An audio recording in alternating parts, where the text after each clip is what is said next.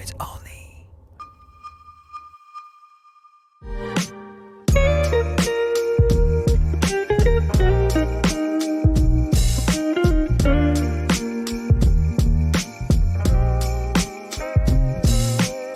Je suis aux Anges, ou presque, non je suis à Marseille et il fait drôlement froid aujourd'hui, mais j'ai de quoi vous réchauffer vos cœurs avec cet engin. Alors, est-ce que vous connaissez le BMW C400 GT? Bon, peut-être que son look ne vous plaît pas, peut-être que la politique tarifaire allemande avec tous ses packs options vous gave. Eh bien j'ai la solution pour vous, c'est ce Vosges SR4 Max.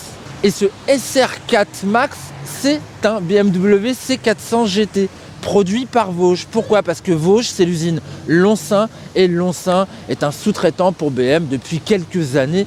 Il a notamment fait ses maxi scooters de 400 cm3 parmi d'autres choses dans la gamme BM. Les moteurs des 900, oui, c'est aussi Lonsin. Alors ce Vosges SR4 Max, il se singularise au niveau du design. Pour autant, on a encore une face avant très charismatique d'après moi. J'aime beaucoup justement cette grande optique qui mélange des projecteurs full LED à des ampoules LED. C'est plutôt sympa, on a un feu diurne, c'est très joli. À l'arrière, c'est encore plus beau, notamment les clignotants façon Audi, moi j'adore. Et en fait, la spécificité de ce maxi scooter de 400 cm3, c'est qu'il est gavé d'équipements. Les choses habituelles, mais on a plein d'autres petits tips en plus, comme une caméra frontale HD. Alors ça nous vient de Chine, forcément. Ça va arriver progressivement. Moi, c'est la première fois que j'ai un scooter qui est équipé de cette option. Et ça permet d'enregistrer vos déplacements, histoire qu'il n'y ait pas de problème avec les assurances, que vous puissiez apporter une preuve. Ça fonctionne tout simplement, il y a une petite carte SD dans la boîte à gants de droite. Donc tout se passe via ce petit bouton qui est juste là pour déclencher les enregistrements. Bon, on a les deux béquilles évidemment avec une centrale. Donc vous voyez, globalement, ce Vosges est un engin complet. Moi, je le trouve cossu, en plus d'être bien équipé. Maintenant, qu'est-ce qu'il vaut justement à rouler? Est-ce qu'il est aussi bien ou équivalent que le BMW? J'ai déjà quelques pistes d'information puisque niveau partie cycle, ça change pas trop. Allez, on arrête avec tout ce blabla. Je vous emmène rouler avec moi. C'est parti les amis.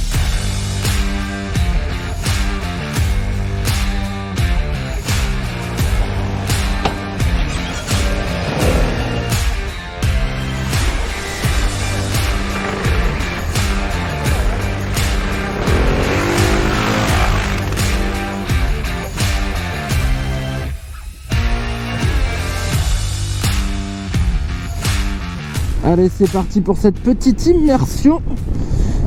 Bienvenue à bord du SR4 Max. Alors déjà, bon point sur l'accessibilité. La selle, elle est pas très haute. Elle est presque universelle. En fait, comme elle est large, pour qu'elle soit confortable, peut-être que les petits gabarits auront un petit peu de mal à avoir de parfaits appuis au sol. Mais sincèrement, une fois qu'on est dessus, on est bien installé, bien maintenu par le petit retour, le dosseret de confort, et sincèrement il est à bonne hauteur, il me tient bien le bas du dos.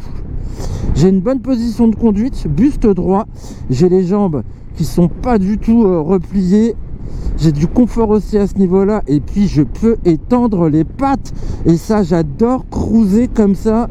J'ai l'impression de piloter un custom. Petit guidon certes, mais fort utile. Cette direction, elle est assez facile. Il est bien équilibré cet engin. Souvent le problème avec les maxi, c'est qu'on a tout le poids sur l'arrière. Et ben là je trouve que quand même la répartition des masses est assez homogène, même si on a plus de poids sur l'arrière bien évidemment. Ouais. On en a sous la poignée aussi pour démarrer en trombe au feu rouge. C'est vrai qu'il a une accélération assez enthousiasmante. Le poids, parce que c'est vrai qu'il est assez conséquent quand on regarde la fiche technique, mais c'est un petit peu le mal de cette catégorie hein, des maxi scooters de 400 cm3. On a dépassé les 200 kg, mais en fait dès les premiers tours de roue, c'est un peu le syndrome de la Goldwing, ça disparaît totalement. Et comme il y a un très bon rayon de braquage, qu'il est facile à manœuvrer, finalement même à très très basse vitesse, on ne se sent pas pénalisé, on ne se sent pas emporté par le poids, on maîtrise. Et un autre point qui est appréciable en ville, c'est bien entendu le freinage. Deux grands disques avec des étriers à fixation radiale, des 4 pistons s'il vous plaît, et ben ils font pas de figuration, ça freine très très bien. Le frein arrière fonctionne très bien aussi, hein. Là-dessus aucun souci pour asseoir le maxi. Et comme on est quand même sur un permis A2, bien sûr les permis A vous pouvez avoir le conduire, mais les permis A2 sont autorisés à le conduire parce qu'on est en dessous de la limite des 47,5 chevaux. Et bah du coup monter sur les 2 leviers, attraper les freins se révèle être une opération assez efficace sans le moindre risque grâce à l'ABS et la qualité du freinage. Il se maintient bien au freinage. Allez, petite mention spéciale quand même pour les suspensions, parce que ce que je vous ai pas dit, c'est qu'il est super confortable ce sofa sur 2 roues. Ah, sincèrement, Kayaba a bien bossé. En plus de la sécurité, pour moi l'autre point fort de ce scooter, c'est vraiment son confort. Oh, l'agrément moteur aussi, hein, parce que ça patate à l'ouverture. C'est impressionnant. Dans le sinueux, est-ce qu'on se marre un petit peu? Bah non, on se marre pas un petit peu, on se marre beaucoup. Rassuré par la tenue de route. Il est sympa parce que il est un peu vitaminé ce moteur et du coup on peut quand même aller se faire plaisir sur une petite route de l'arrière-pays sans arrière-pensée. Moi je suis à peu près à 5-6 en consommation, mais ça c'est toujours la consommation haute sur nos tournages. En fait je pense que vous pouvez tabler facilement sur un 5 litres. Ah, l'acoustique est assez sympa parce que malgré ses performances à l'accélération sur les démarrages, à régime constant quand on est en ville, on trouve une certaine quiétude, un certain silence de fonctionnement. Et puis il devient après un petit peu plus sonore quand là on se retrouve sur la fameuse route de campagne à tartiner, à faire des accélérations, freinage. Là le moteur est plus présent. Mais joli travail hein, sur les basses vitesses et les allures lentes pour justement ne déranger personne. Mais avec un 400 on peut aller plus loin. Aller plus loin c'est quoi? C'est prendre les voies rapides déjà. On en a sous la poignée hein, pour dépasser. En fait le moteur est très présent et bien vigoureux je trouve, jusqu'à à peu près 110 km/h. Au-delà il peine hein, en allonge. Il a du mal à atteindre sa Vmax. Bon, une Vmax qui est quand même assez honorable hein, d'après moi. Moi j'ai fait du 148 km/h sur le plat. Au GPS on a vérifié, ça fait du 141 km/h GPS. Pour un 400 c'est quand même dans la norme, c'est tout à fait honnête. Bon, sur les voies rapides on verra un de ses petits défauts je trouve, qui est la longueur de cette bulle là à l'avant. Moi je la trouve trop basse, même sur son point le plus haut. Il y a 2 réglages, un réglage manuel. Par contre ce que je kiffe sur l'autoroute c'est la stabilité de l'engin, son maintien en ligne. Mais vraiment ce scoot il met le focus sur l'aspect sécurité, seul ou à 2. Et à 2 on peut en parler vu qu'on a quand même pas mal roulé avec Adrien. Bah j'ai envie de dire que c'est comme sur le BM. Position un petit peu surélevée pour le passager. Une selle très très large, bien confortable. Il apprécie les marchepieds, il peut mettre toute sa semelle. Ça c'est du confort. Et sur cette catégorie là il n'y en a pas beaucoup, sinon c'est plutôt des repose-pieds. Très bonne poignée passager également. Non sincèrement le passager est bien loti.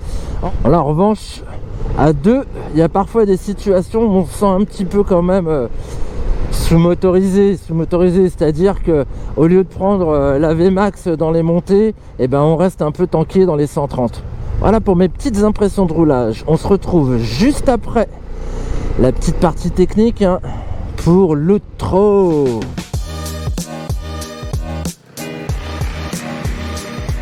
Au cœur du SR4 Max, le monocylindre simple arbre et 4 soupapes développe une puissance de 29 chevaux à 7500 tours et une valeur de couple maxi de 30 Nm enregistrée à 6000 tours minute. La partie cycle s'organise autour d'un cadre acier rigide doté d'un ensemble de suspension Kayaba avec une fourche au tube de 35 mm à l'avant. Le combiné d'amortisseurs arrière propose 5 réglages en précontrainte, tandis que Pirelli se charge de la partie pneumatique avec des modèles Angel Scooter. Côté freinage, c'est du costaud. Les 2 disques à l'avant coiffés d'étriers radio Rijuan sont mis sous la surveillance d'un ABS peu intrusif, contrairement au système d'antipatinage qui lui est plus sensible.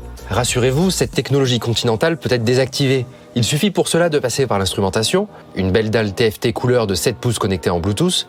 Elle propose 2 types d'affichage. Quant à sa partie menu, elle ressemble beaucoup à l'agencement proposé par BMW jusqu'alors. On retrouve en effet le scooter au centre de l'écran avec les indications de voyage utiles, agrémenté de la pression de chaque pneu et de leur température en direct. Le SR4 Max est aussi équipé d'un démarrage main libre, dont le transpondeur assure aussi la fonction de l'anti-démarrage. Enfin, côté emport, dans le coffre de 41,5 litres, un casque intégral et un demi-jet seront bien accueillis sous la selle, retenus par un vérin hydraulique. En complément, 2 vides-poches qui se verrouillent à l'extinction du scooter sont installés dans le tablier. L'espace de droite est équipé d'une prise d'allume-cigare et d'un port USB.